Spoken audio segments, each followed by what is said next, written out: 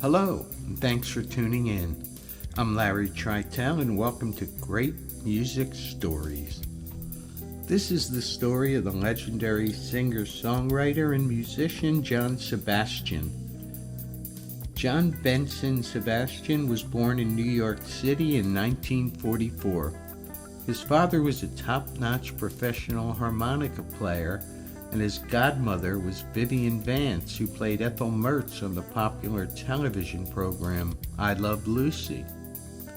With his dad's connections in the music business, a young John was able to meet musicians like Sonny Terry and Lightning Hopkins. He himself was now playing harmonica, guitar, and auto harp. John played on albums by Fred Neil, Tom Rush, and Bob Dylan. In 1964, John hit it big with his band The Lovin' Spoonful.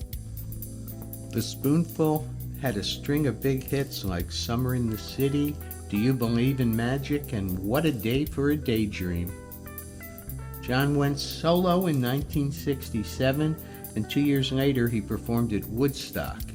He was there just to watch the show like everyone else, but then he suddenly was asked to perform when there was a break in the rainy weather, which would allow time for the roadies to set up the amps for the next band that was coming on.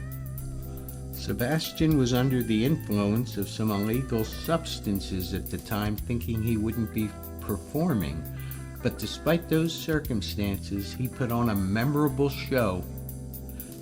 John was decked out in tie-dye clothing that he dyed himself, and back in those days, he influenced a lot of the hippie kids to do the same. With harder edge music taking over the scene, John's career quieted down quite a bit until 1976, when his theme song for the television comedy Welcome Back, Kotter went to #1. John was back on the radio, and that's John's harmonica you hear on the Doors' classic song from 1970, Roadhouse Blues. How great is that?